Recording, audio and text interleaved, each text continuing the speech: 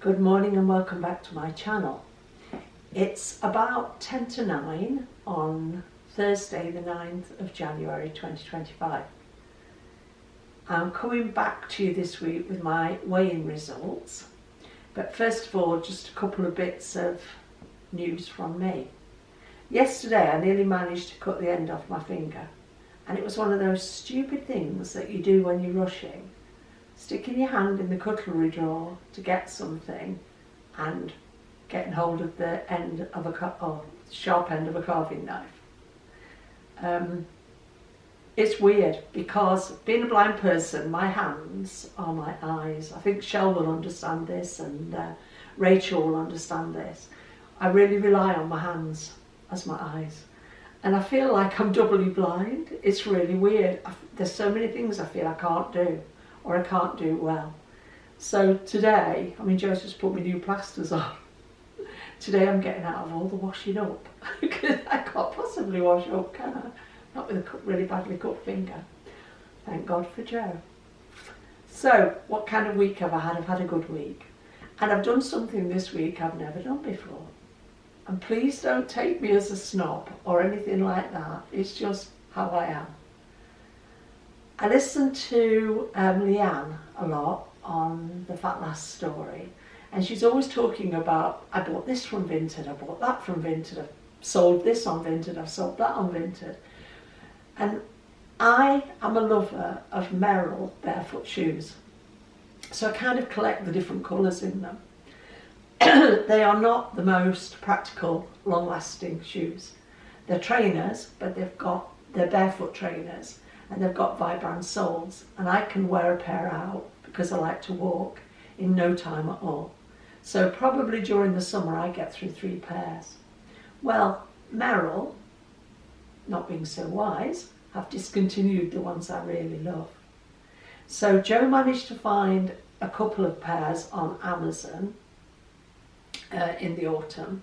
So I got a new purple pair, and I got a new pair in the colour Dragonfly, which are like teals and, what would you say, turquoises? Yeah. Teals and turquoises. And then one day Joe was having a look around Vinted for me, and he found a pair on Vinted, and they are pink and grey. Pink's not usually my colour, but grey is. And he said, oh, there's a pair on Vinted, just over, I think about 55, 56 quid they were. What do you think? And I was a bit like, oh, I don't know. I've only been worn once, come from a house where there's no dogs or anything, and I'm thinking, oh, nobody smokes, they put all these details on, which is helpful, I suppose. What do you think?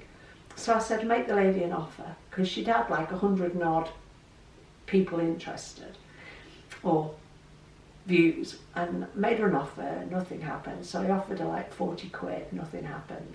And then the other day I said to Joe, oh, blow it, just buy them. Because what was getting to me, and this is where I want to say, don't think of me as a snob, I have never had a pair of second-hand shoes. I've never had any clothes from a charity shop. And that isn't because I'm a snob, it's because I'm a donator. So I buy, well, I'm not so bad now. I buy a lot of clothes, and I'm very good at having a clear out and getting rid of them. I'm also very good at buying stuff and never taking the labels off and never wearing it. And then I'll get rid of it, and I support the Salvation Army because my grandma was a Salvation Army girl in her youth. So I've never had hand-me-down clothes because I've never been in a position where I had anybody to hand them down to me. In my family, it's mostly boys, and a couple of cousins, but they were each like 10 years older than me. So they didn't have clothes that were appropriate for my age group. And I don't come from a posh background, I come from a working class background. I was born in a cottage that was owned by the local squire, didn't have electricity or running water. My God, I'm that old. I grew up in a council house, and I'm proud of it. I'm proud of being working class. My granddads were miners, and that's the background I come from. And we never had any privileges, but my parents worked hard and we just had a very ordinary life. Well, back in those days, there weren't such things as charity shops and Vinted and eBay and all that sort of thing, was there? So I've never experienced any of that. But anyway, all of that to say, I've bought a pair of shoes from Vinted and they're coming tomorrow. And Leanne, if this is not a good idea, I should be emailing you. Joking apart. So I'm really quite excited because I found myself a pair of Merrell barefoot trainers on Vinted.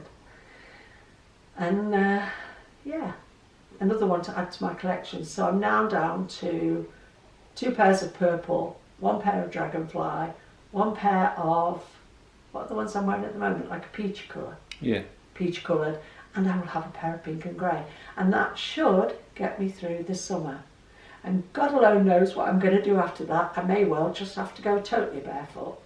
Because I don't like shoes. I don't like clumpy shoes. I don't like shoes that I can't feel my feet in. I mean, we were in town the day before yesterday and we were looking at trainers, weren't we, Joe? And even looking at Skechers trainers, and we went to the new Sports Direct in Nottingham, looked at everybody's. They've got such thick soles these days because it's fashionable to have thick soles that I, as a blind person, cannot feel my feet. Now, in my barefoot trainers, I moan all the time because of blind bumps on the pavement, you know, that show you where the road is. I'm like, what idiot ever invented blind bumps? Because it's so painful to walk over in barefoot shoes. And also, excuse me, anybody else out there who's visually impaired, how the hell do you know which direction you're supposed to go in when you meet these blind bumps? I am hopeless with them because near where we live, there's a new little shopping area, and we've got a Lidl and an Aldi, and we've got a charity shop, and we've got a Starbucks, and there's a big gym and everything. And there are so many road ends and junctions, aren't there, Joe? And there's blind bumps in every direction. Well, if I wasn't with him, I would be on the road. I would have a clue where to go. And I find that really, really frustrating because I'm sure most of these blind bumps are put down by sighted people and who don't realise how much a blind person needs to know which direction they're going in. Anyway, if you're visually impaired and you've got any knowledge of this sort of thing, put something in the comments, tell me what I'm doing wrong. So, went to group on Tuesday. I was quite surprised there weren't as many people in group as I expected. We had 1 new lady returning from last week, so that's a new joiner. We had a few people coming back, you know, after Christmas and the New Year. But it seemed to me like the room was only half as full as it usually is. And I'm hopeful that these people will all be back next Tuesday. I had a good week on plan and enjoyed my food, but I made a decision that I don't know whether I regret it or not, actually. I've been buying most of my poke bowls and sushi in Waitrose. Been treating myself a bit because if I buy the mushroom poke bowl and the sushi that I like, you're looking at about £10.50 for those 2 things. And I'll eat that for my tea. So it is a bit costly, but it's the time of year when you can treat yourself, isn't it? Christmas, New Year, around that period. So I've been doing that because the sins are so low on them. Now, most things I can go get a poke bowl or something, usually between 4 and 6 sins. I can get sushi anywhere from probably 2.5, 3 sins up to about 10, depending on where you buy it and what kind of sushi you buy. And I tend now to go for the vegan sushi because I like it better. But when I go to Waitrose, the 2 things that I really, really like are tell me what the bowl is called, Joe? Yasai. Yasai poke bowl, which is shiitake mushrooms and avocado and pickles and, oh gosh, it's lovely. Lots of sushi rice. Now, I'm trusting Slimming World because they tell me this poke bowl is 2.5 sins. Can't quite get my head around that when the prawn one is 6.5 because it's got avocado in it. Now the yasai one's got avocado in, but it's 2.5. But I'm trusting Slimming World because it's actually on the app. So Joe scans it. And then there is a pack of sushi that I really like, which has 8 pieces in, including 2 of my favourite pancake rolls. And again, it's 2.5 sins. So to keep my sins up, because I want to be between like 12.5 and 15, to keep my sins up, I've been having 1 of each of these things, because together they only come out as about the equivalent of the average poke bowl. So I've been doing that, and I said to Joe this morning, I know we don't do calories, but have a look how many calories is in each of those. Now the yasai bowl is 453 calories, and the sushi is 313. So together that's 766. That's for my tea, and I have other things with it. And then to keep my sins up again, I'll probably have 2 hi-fi bars as a B choice and 2 more as sins, because I need that 6 sins to keep my sins up. But I've really enjoyed it. I've really had a good week's food eating from Waitrose and loving it. That's my tea. I have a hot lunch at lunchtime. Well, I got on the scales, and in group this week they'd moved the scales. Even that can freak me out, because I'm just neurotic about scales and weight and things. I think people who are like me will understand. So the scales have moved from here in front of the desk to round the corner, because I think it's so other people can't see your weight. Well, I'm a bit like this. Other people shouldn't be looking. We should all be sensitive enough in group never to look at somebody else's weight. It's not our business, is it? Really? Anyway, the scales have moved. So that made me go internally. And my group consultant said, do you want me to move them back for you, because it would be easier for you to get to? And I thought, no, I don't want to be different to anybody else in the group. I should be the same as everybody else. So I got on the scales and I got a maintain. That's fine. I'm not quibbling about maintaining. I'm happy. I'm aiming for a £0.5 a week loss. I've got to maintain. In the month of December, I lost £6.5, when really I'm only aiming to lose 2.5. So I'm well in advance of where I think I should be or where I want to be. So I'm not quibbling at a maintain. If I can eat that extra pack of sushi 5 times in a row and get a maintain, in some ways that gives me confidence to know that when I need to maintain, I can learn how to manage it as I'm going along now.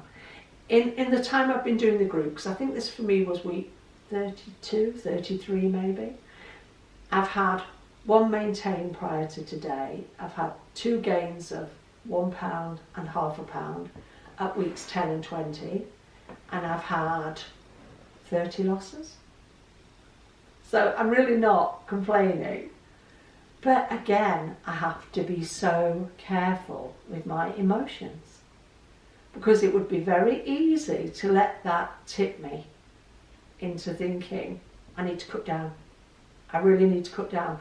If I can't lose £0.5, I need to cut down. But truth be told, I know that is not the answer. I need to just keep going. Keep doing what I'm doing.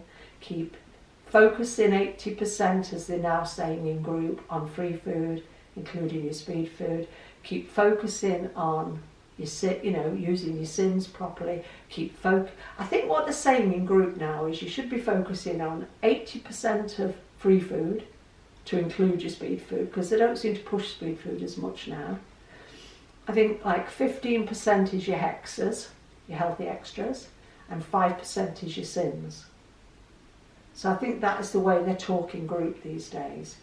That's all I need to do. It's not rocket science. So coming out of group this week and waiting for Joe in the car, because he'd gone for a long walk, I'm thinking to myself, what if I cut down for next week? If I cut down for... And then I had to pull myself up and say, stop being so stupid. Cutting down is not the answer. Cutting down, working on not eating enough, is actually often what puts weight on me. So yes, I think I got to maintain, because my calories went up by over 300 a day. But if I can do that and get a maintain, not a gain, then I'm fine, because my aim is to lose £0.5 pound a week. So I'm comfortable. I'm back to well, I didn't leave plan, did I? Didn't eat anything I shouldn't have eaten. Counted my sins. Maybe what I'm going to be a bit more aware of is, say for example, if I chose to eat 2 each of those sushis and poke bowls, that would still only be 10 sins, but it would be nearly 1,300 calories. It's that balance of not looking at it as a calorie controlled diet, but focusing on 80% free food, including speed food. And I heard that in group this week, because they're talking, it's the start of the year, they're talking about the plan. I don't think I've ever really heard Slimming World explained in that way. I quite like that. It's a nice way of measuring things. Get the free food in, get the speed food in. And that's what I do. I eat free food, I eat pasta, I eat rice, I eat loads of vegetables, I eat, I would say 3 pieces of fruit at least a day. Not usually more than 3, because I'll have probably 1 in the morning, I might have 2 with my lunch, or I might have 2 with my lunch and 1 in the evening. I'm not a lover of like stuffing fruit down me. I'm not a lover of fruit. So I'm happy with my apples and pears actually most of the time. I love a great big conference pear. When we go shopping, I'm saying to Joe, buy the conference pears, get the biggest ones you can find. I'm loving the Egremont russets from Marks and Spencer's, the limited editions. I'm loving Cox's apples. There's cherries and things in the shops, but they're out of season. I'm not fussed about that. So I'm going to go forward this week, as I've been doing since May last year, sticking to plan and aiming to lose £0.5 pound. And I'm grateful for anybody who's following my journey, and I'm very grateful for some of the lovely comments I get. So I hope your week has gone well. I hope you're getting the results you want, and we've got this. Let's just keep going. See you soon. Bye.